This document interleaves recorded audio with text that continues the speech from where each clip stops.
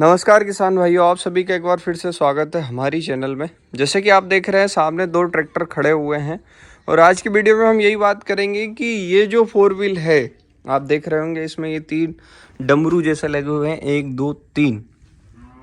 ये four wheel वैसा नहीं है। अगर हम इसको कनेक्ट कर दें तो जैसे आप देख सकते हो, ऐसा फोर व्हील आपने देखा होगा बड़ा सा ये आता है 5105 फोर व्हील में, 5050D में आता है, 45 में आता है, 744 में आता है, पावरटेक के ट्रैक्टर्स में आता है, बहुत सारे ट्रैक्टरों में ये वाला फोर व्हील भी आता है। तो आज हम दोनों की डिटेल जानेंगे कि कौन सा फोर व्हील हमें लेना चाहिए, क्यों लेना चाहिए, किसके क्या फ़ायदे हैं, किसके क्या नुकसान हैं।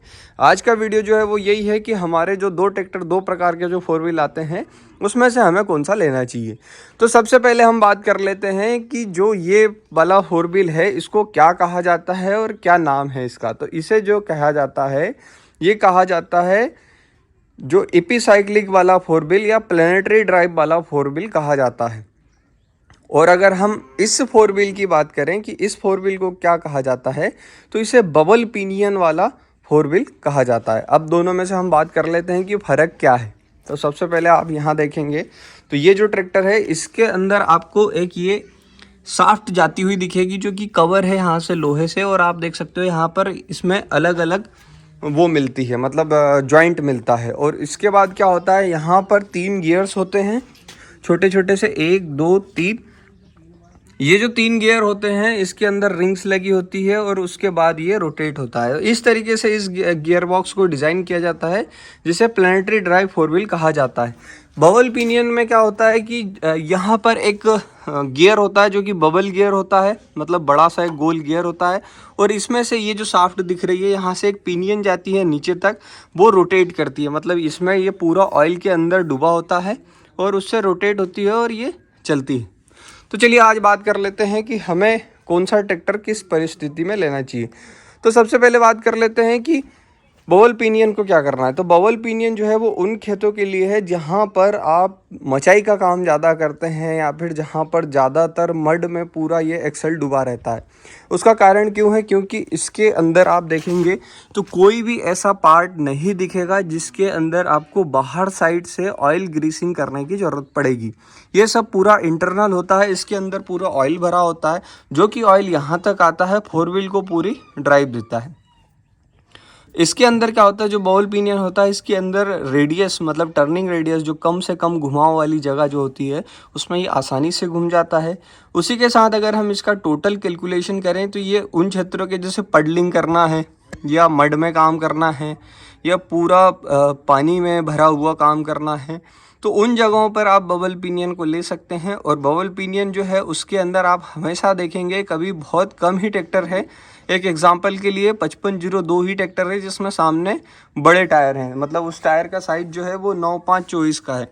बाकी जितने भी ट्रैक्टर आते हैं उसमें 8-3-20 के टायर आते हैं, मतलब छोटे टायर ही आते हैं। तो ये एक बबल पिनियन होता है, ये आपको उन क्षेत्रों के लिए यूज़फुल हो। अगर आपकी फसल ऐसी होती है जिसमें आपको शॉर्ट टर्निंग रेडियस चाहिए, मतलब आप बुआई करते टाइम फट से एक जगह से एक ही जगह पर घूमना चाहते हैं या छोटी सी जगह में टर्निंग लेना चाहते हैं, तो भी आप बबल पिनियन गियर लें। ये पूरा ऑयल में लुब्रिकेंट होता है और इसके अंदर आपको ज़्यादा तामझाम की ज़रूरत नहीं पड़ती है। लेकिन अगर आप ताकत की बात करेंगे कि इसमें और उसमें किस में ज़्यादा ताकत है, तो इसमें क्या होता है कि डायरेक्ट बबल से पिनियन लगी होती है, तो ये पिनियन के अंदर जो गियर्स होते हैं ये जल्दी टूट जाते हैं। अगर आप ज़्यादा लोड देंगे, जैसे लोड की खिंचाई है, तो यहाँ से ये इस पिनियन को तोड़ देता है, जिससे कि आपको ये डलवाना पड़ता है। यहाँ से एक बड़ी सी रॉड आती है जिस पे ये चक्रा लगता है, तो ये आपको डलवाना पड़ जाता है।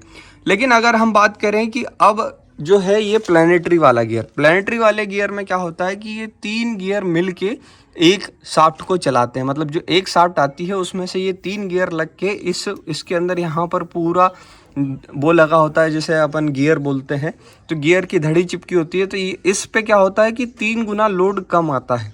ये वहाँ के लिए है जहाँ पर हैवी खिंचाई करनी होती है, ज़्यादा से ज़्यादा खिंचाई वाला काम है, जैसे आप लेवलर चलाते हैं या और भी चीज़ें जैसे लेज़र लैंड लेबलर है या फिर कोई धकाने का काम है या कल्टीवेटर का है या मीलिंग का काम है, उन जगहों पर ये हेवी वर्क के लिए ये प्लैनेटरी ड्राइव आता है। इसकी भी कुछ अपनी खूबियां हैं, अपनी खामियां हैं। तो वो खूबियों की बात करते हैं तो खूबियों में सबसे ज़्यादा ये है कि हैवी लोड में ये काम करता है। उसी के साथ अगर हम बात करें तो जहाँ पर दूसरे ट्रैक्टर्स के टायर छोटे फ्रंट के आते हैं, इसमें बड़े टायर लगे होते हैं, तो क्या होता है कि इंजन को जो है ज़्यादा से ज़्यादा ट्रैक्शन पावर मिलती है, तो पावर डिलीवरी इसमें ज़्यादा होती है।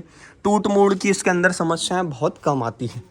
लेकिन अगर हम बात करें कि आज की परिस्थिति में जैसे अपन ये वाले ट्रैक्टर को देखें कि इसके अंदर हमें क्या क्या नुकसान है, तो सबसे बड़ा, अगर आप मड में काम करते हैं तो यहाँ पूरा कीचड़ जम जाता है, जिससे ये टूटने की समस्या आती है। मतलब ये क्राउन जो है ये टूट जाती है, फिर इसको नई डलवानी पड़ती है। और अगर हम बात करें दूसरी, तो इसके अंदर जो है साइज बड़ा होने से टर्निंग रेडियस कम मिलती है। मतलब जगह जो है, जैसे घूमने की जो जगह है वहाँ पर ये लंबा वो लेके घूमता है, लंबा रेडियस लेके घूमता है। तो जैसे आप सीड ड्रिल मिड ड्रिल लगा रहे हैं और सीड ड्रिल में चाहते हैं कि छोटी जगह पे घूम जाए, तो इसके अंदर ऐसा नहीं हो सकता। दूसरी बात ये कि इसके अंदर ऑयल पूरा लुब्रिकेंट होता है, यहाँ तक रहता है। यहाँ के बाद से फिर ये अलग हिस्सा बनता है, फिर ये यहाँ पर ऑयल लुब्रिकेंट होता है। इतनी जगह जो होती है ये ग्रीसिंग की होती है, उसके लिए ऊपर से ग्रीस पॉइंट दिया जाता है। तो ये जगह जो है वो अधिकतर ख़राब होती है। इसके अंदर यहाँ पर ही एक समस्या दिखती है। बाकी अगर हम ओवरऑल देखें तो ये भी बहुत अच्छा होता है, लेकिन दोनों की अपनी अपनी वर्किंग है। अब अपन आते हैं फाइनल कंक्लूजन पर कि ये वाला 4 व्हील ज़्यादा अच्छा होता है या वो वाला 4 व्हील ज़्यादा अच्छा होता है। ऐसा कैसे, मैं 50-50D का आपको वीडियो जो चला रहा हूँ उसमें भी आप देख सकते हैं कि वो वाला 4 व्हील या फिर ये जो 963 में है।